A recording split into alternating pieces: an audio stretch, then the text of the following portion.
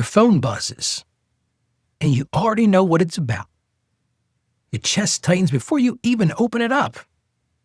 Yeah, you love them, but you feel that pressure. Let me ask you this.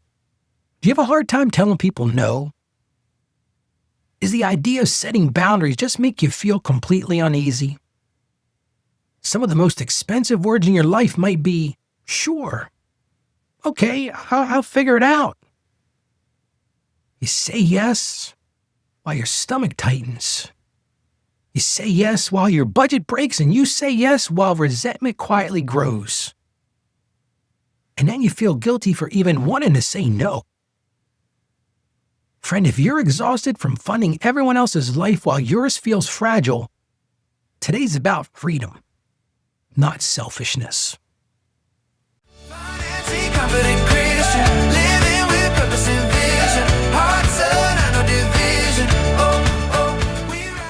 Well, let's get right into today's listener question. Ralph, I keep saying yes to everyone. Lending money, covering bills, even buying things I can't afford, because I'm terrified of letting people down. But now I'm burned out and honestly, I'm resentful. And I can't keep doing this. How do I actually say no without ruining my relationships? I need boundaries that don't make me feel like I'm abandoning the people I love. That one's heavy, isn't it? I think all of us have probably been in that position. So I want to just reassure you with something right now. Boundaries are not rejection. So many people think a boundary, I'm just telling them no. Boundaries are there for your protection. I'll tell you about a story. I have a client, and she comes to see me every year to get her taxes done. And the thing that really bothers me about her, she's got an adult son that she's still supporting. And this poor lady is still working because she honestly can't afford to retire. She's so focused, and I get it. She loves her son. But she can't afford to take care of herself because he refuses to work. And maybe right now you're feeling that same kind of pressure. So today we're going to talk about how do you create those boundaries for yourself and break this feeling of constant guilt. The first thing you've got to do, you've got to separate generosity from obligation. So many people get stuck here. There is a difference. Generosity is a choice. You choose to be generous. You choose to give somebody something. But obligation, for so many of us, as soon as we hear that word, it just feels like pressure. Pressure that I feel obligated. If you give because you want to bless someone, that's healthy. That's generosity. But if you give because you're afraid of conflict, or maybe you're afraid of rejection, that's fear. That's obligation. What does the scripture tell us? It says God loves cheerful giving. He never commanded anxious giving. And you're probably saying, great, Ralph, sounds good, but how do I get to this point? Well, you've got to decide your yes in advance. This is where we really lean into boundaries. And the truth is, what I have found in my own life, boundaries are so much easier when they're pre-decided, when you have a plan. For example, I love this boundary. I've had many clients that have done this, many friends who have done this. They say to me, Ralph, every year in January, I write down on a piece of paper, I can lend up to X amount of dollars per year. Now, I got to be honest with you. I don't like the idea of lending. I think if you're lending to somebody, you're a bank. I think it's better to just give them something.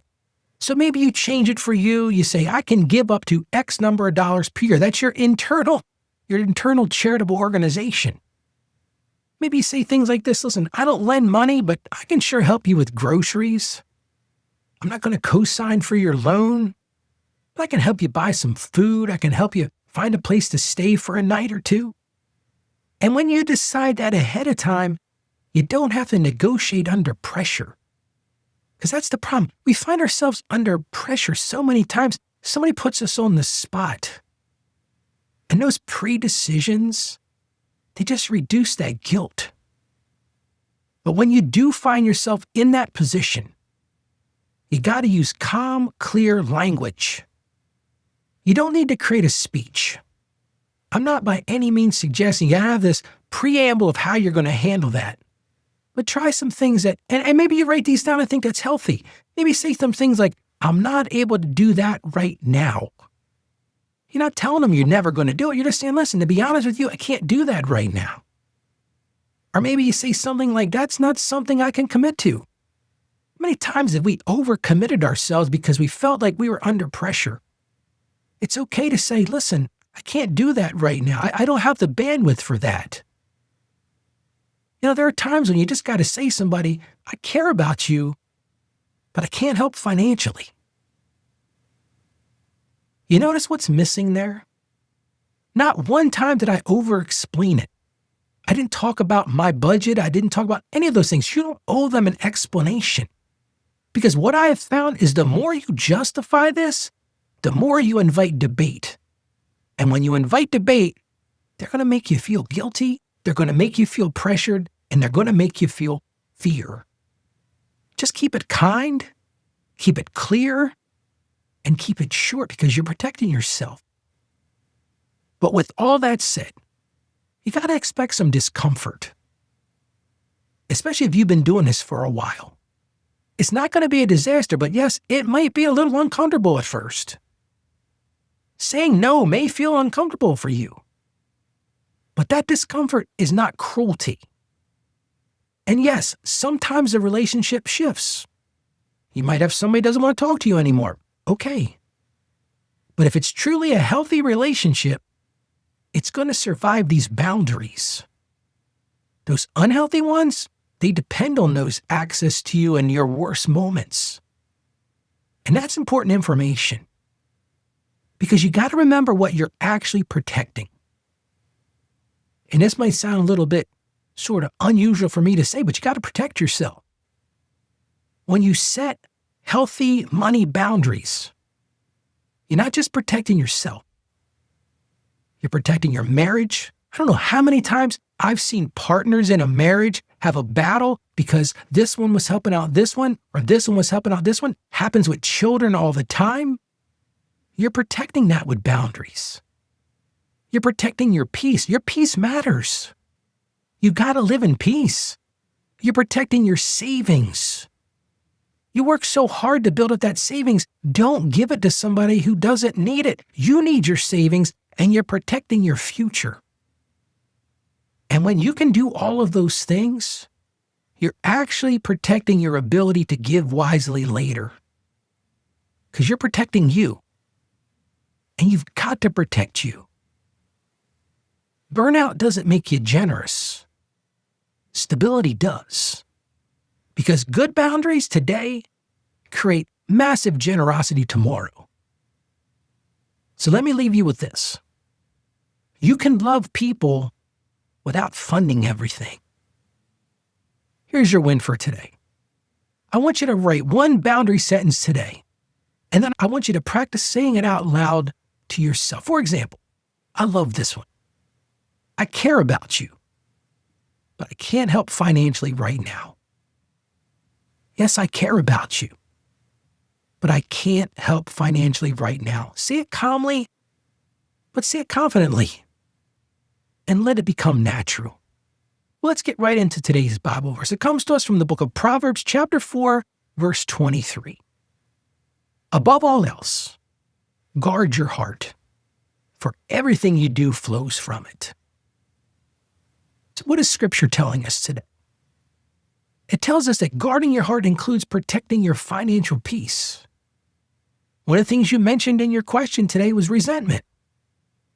When you guard your financial peace, resentment doesn't grow and it doesn't replace love.